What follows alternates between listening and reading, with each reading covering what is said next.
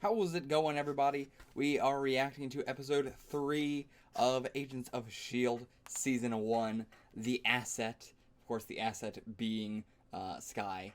Um, so yeah, I mean, assuming, of course, the episode's going to focus mainly on her. She's got the whole text message thing from last episode. Again, I can't imagine that she's actually going to betray them or anything like that. There must be some sort of manipulation going on, or there must be her trying to figure out who this person contacting her is. Though it seems like she already knows. I don't know. We'll see. Anyway, let's jump into it.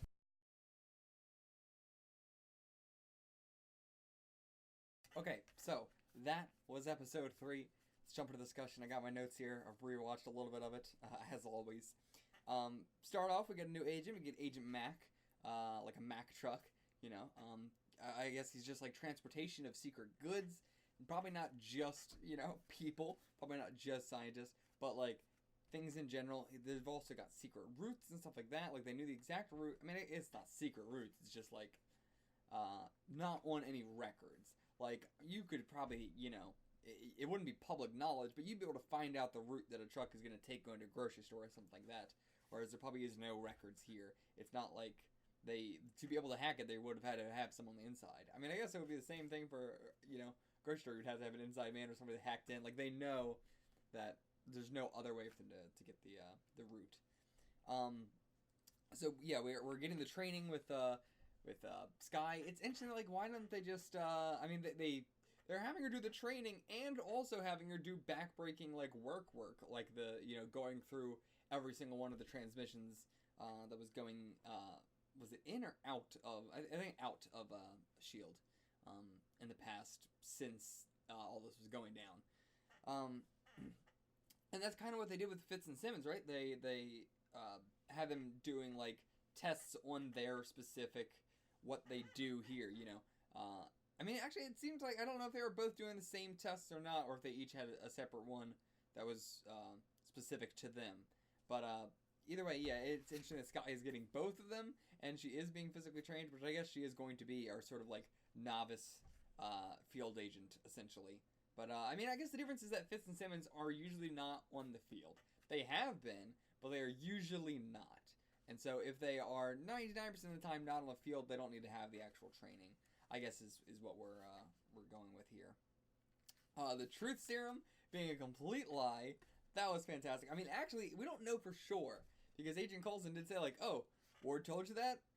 Interesting," and then walks away, which can imply that yes, there is no truth serum, or it could imply that there is a truth serum. Ward lied that it was a fake, that he actually did do all that, and he's just trying to trick her into believing that there's no truth serum, and that he gave all that up willingly to make himself more badass, and he's her superior officer, so he needs to or is it superior? Is it supervising or superior?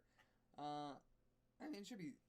I don't know. Like in the like army, I'm not sure if it's superior or still whatever. Anyway, not important. Not important. But yeah, he needs to appear stronger than her. He needs to appear tougher than her, both mentally and physically in every way. He's got to be a role model. But yeah, so Coulson could have easily been like, "Huh, he said that, huh? Well, I'm not gonna go against. I'm not gonna tell her the truth that it actually was real truth serum because clearly Ward's trying to do something here, and I'm gonna let him." So it could be either one, and I like that. They're leaving it ambiguous so far. But I believe that there is no truth serum. I want to believe that Ward was actually that good of an actor and just gave her all that information. Because yeah, really, would they be so willing to let other secrets out like that? Probably not. Um, we have the gravitonium, which I'm glad they're just naming it gravitonium. Like I appreciate Shield has been really good so far about the lingo and the jargon and everything like that just being completely like bullshit 99% of the time, at least as far as I can tell. Like whenever they're talking about anything techie, it really seems like they just make up almost all of it, which is appreciated. I actually prefer that in a sci-fi series where I found that the types of sci-fi series I enjoy the least are the ones that take it seriously or the ones that try and add some realism to it. In terms of the science aspect of it. I know a lot of people love that kind of thing, but I actually really dislike it. I'm not a fan of it. I much prefer it when you just go completely like this is gravitonium. It can alter gravity fields and fling giant trucks up into the air. And we have this giant generator for it now. And it's like, yeah, sure, totally buy it. I don't, I'm all for that kind of stuff, as opposed to more realistic kind of things. Or like the gamma radiation with a Hawk, which is like not really a thing. Like, it's much better than trying to say that it was just radiation or that it was just some like connection to like nuclear waste or something like that. Like, it, making it be something that isn't really a thing, as far as I can tell, it makes it a lot more believable because it's so unbelievable, if that makes sense. The suspension of disbelief is able to be put higher for everything overall. What else do we have? I'll get into the Hall villain thing at the end there. Fitz and Simmons' connection with Franklin Hall, though, they brought up that, like, oh yeah, he was their teacher and that, but they didn't really do anything with that. They mentioned it again there at the end, but there was not really a point to that.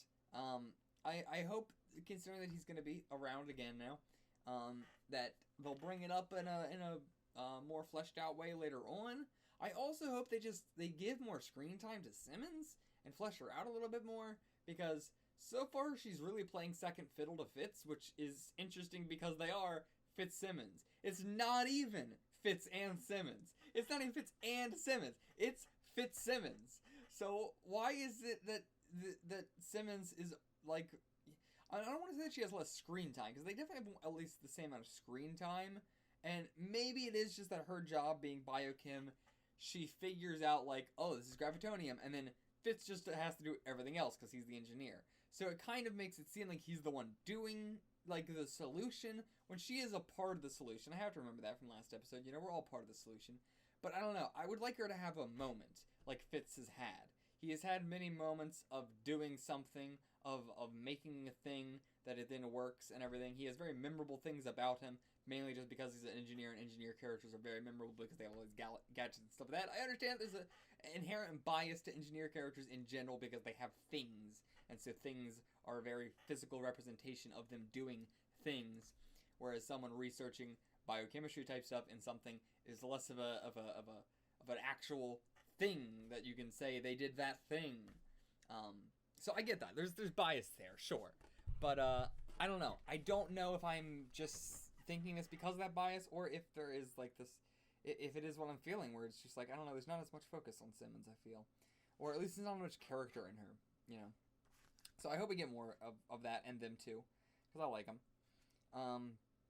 The fact that, like, it seems like Quinn didn't really kidnap, he did kidnap Hall, but he didn't really kidnap him. Like, it seemed in that speech, like, he was just like, if you don't want to do this, you can go.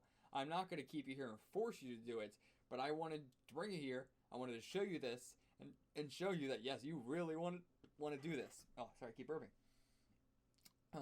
But yeah, and it seems like, oh, that is what he wanted to do and everything. Seems like he actually got him. Quinn is the kind of guy who's just like, I'm going to give you a job, and I'm going to give you a job. He did the same thing to Skye, where he's like, come work for me instead of S.H.I.E.L.D. He's a very opportunist kind of person. He's not, he's not a horrible bad guy. He's got, I don't even know if he has ulterior motives. I want to say that he does, but we haven't been shown that he does. What is, he wanted it for good use. We assume that he also wants it for bad use, but we don't know that. Right? And so the worst thing he did was kidnap a guy. But then he was just going to let him go if he wasn't like, no, I'm going to bring down the whole island and everybody here and, all the good people too. But it's not like he could have waited for that, like, all right, I'll let them escape and then I'll do it. Like, his plan, first of all, even if his plan did go through and Coulson didn't stop him, he would have done it all for fucking nothing because Quinn escaped in the helicopter and he's still fucking out there. So, like, it wouldn't have mattered anyway. It's a really good thing that Coulson stopped it, because it would have been all pointless and he would have killed innocent people for nothing, for no purpose. So, but now we have him in that thing. I was like, this looks so much like a villain origin story, and yep, I'm pretty sure that's what it is. He's gonna be a bit of an anti-hero in a way, I assume. Less of a villain, more of an anti-hero. I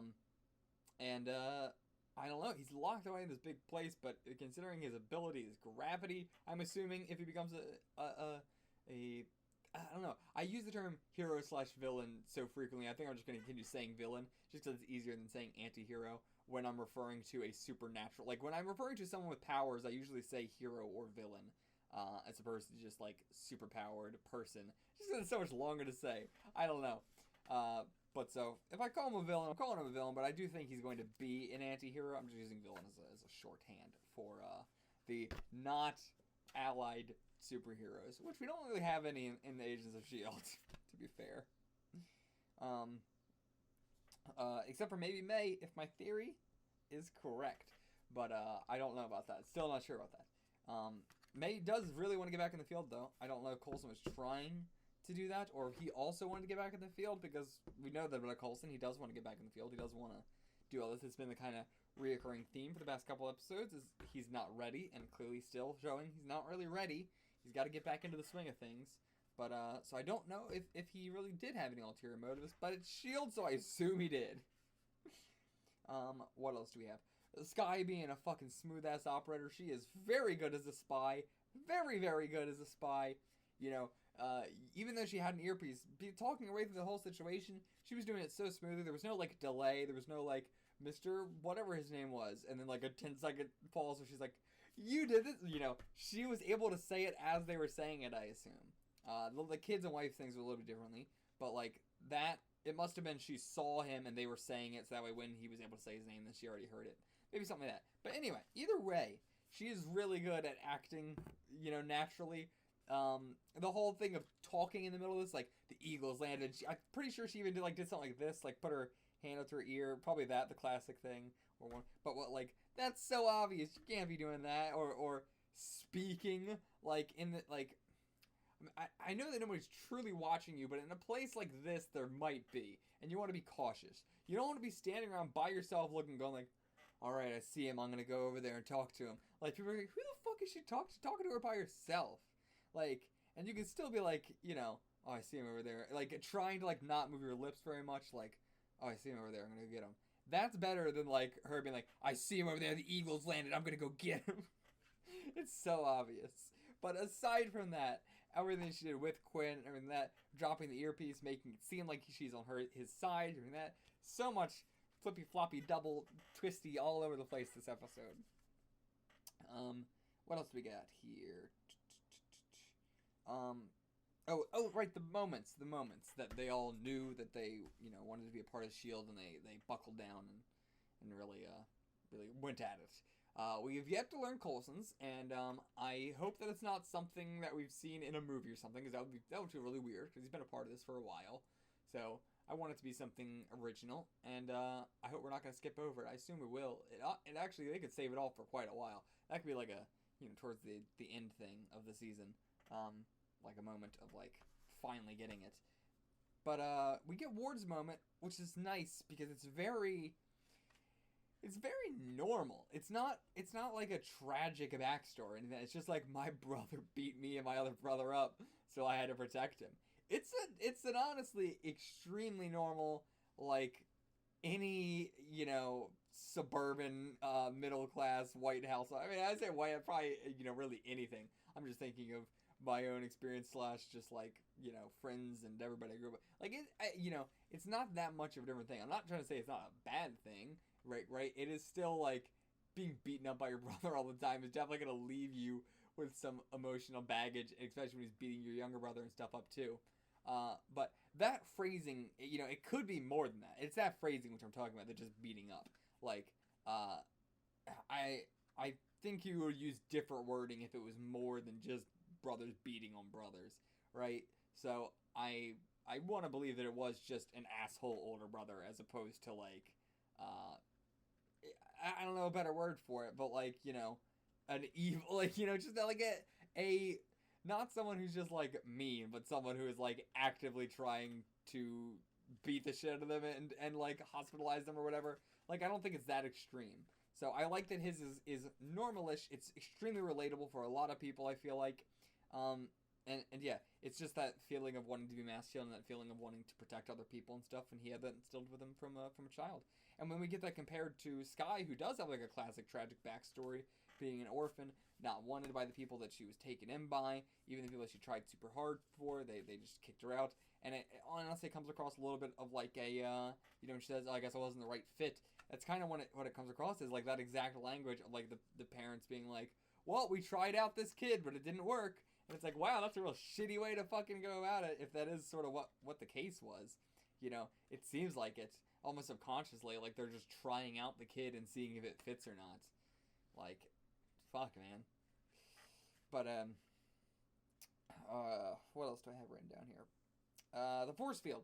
Force field, I'm not sure we ever got an explanation for what the hell that was. I would like to see more of it, of like what it is, getting more uses out of it. That seems like it could be incredibly handy because it disintegrates everything, even bullets, instantly. So, it better come back. It better not just be a one-off thing this Quinn guy had and they're never going to see it again. I want to see more of this fucking force field and what it can do and uses for it. Like, weapon uses for S.H.I.E.L.D. That'd be dope. But that whole moment was awesome as well. Just like waiting for it and then diving through it. And Coulson was the first one to go through. Like the moment it was down, he's like not even waiting. It didn't toss something to check. Like, nope. I also loved like I can't get this gun, and War just takes and throws it into the fucking force shield. Also, I should be doing this every episode actually. Best line of the episode was the oh yeah, if you touch that, you're toast. Dead toast. I don't know why that hit me so funnily, but I love it. So yeah, now we have our villain, our anti-hero, Gravitron Man. Whether he'll be the next episode or if that's going to be a thing lying in waiting. At the end of the episode thing with the guy taking the tag, was that like what he was supposed to do? Was it just supposed to be these sort of tags, I don't know what else to call them. The door tags, vault tags are on the doors and just already, because all the vaults are labeled not by what's in them, but just by the vault number or whatever, essentially. And so he took that one off. But then wouldn't they know that it's in that one? Like, that seems a lot easier than what they were, what he was explaining for him to do. I thought it was going to be a lot more secret than that. Whereas, there's now 4 people who know it's in there, right? There's 4 people who know it's in there. He is the one who took the tag off. I don't know. Just, like, focusing on that so much, I don't know. It seemed interesting. Was that what he was supposed to do? Because it feels like that's not very safe. Or it's not as safe as they were explaining it to be. Anyway, that's it for this episode. I'll see you guys for the next episode. Until then, get the fuck out of here.